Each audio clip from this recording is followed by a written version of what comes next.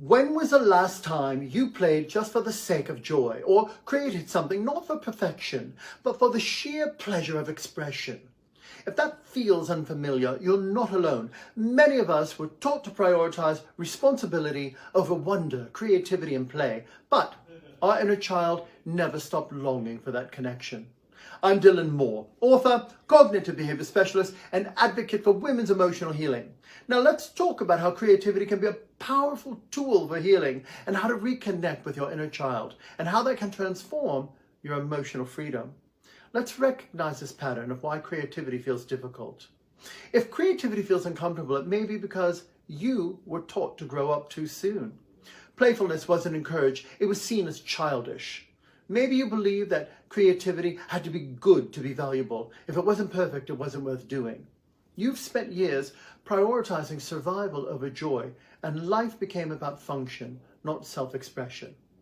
You lost touch with the part of your dream. That spark never really disappeared. You just need to reignite it. Now, if you felt guilt for doing things just for fun, you learned that rest and joy had to be earned. But here's the truth. Your creativity isn't about performance. It's about connection. Now let's discuss the hidden cost of your behaviors and how others may be benefiting from you remaining in a dysfunctional pattern. Now, were you ever expected to be the responsible one while others got to be carefree? If you were always the one holding things together, who made that your role? Did someone make you feel like fun was a waste of time? If they dismissed your need for creativity, were they really valuing you or just what you could produce? Did people around you reinforce the idea that survival becomes before joy? If so, whose survival were you prioritizing? Did your creativity make others feel uncomfortable?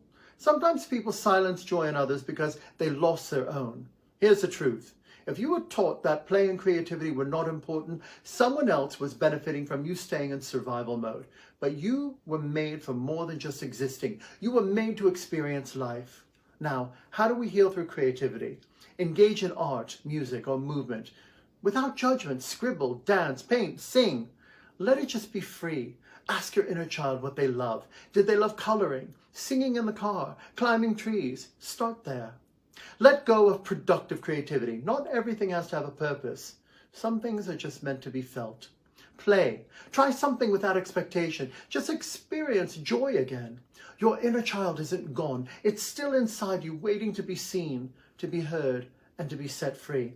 Because many who function in emotional dysfunction may not realize it, but they tend to attract supporting players who either take advantage of their confusion or reinforce their limiting patterns. This can lead to emotional, psychological, or even physical harm. Now, understanding how you process your past or you avoid it is the difference between being the victim or the victor. Your healing just isn't about the past, it's about reclaiming your future. If you're ready to reconnect with your inner child and reclaim your creativity and joy, drop a like in the comments below. Your voice helps others feel safe in recovering their own playful spirit. And remember, together we rise, together we thrive. Let's rise fierce into a new world of personal power and freedom.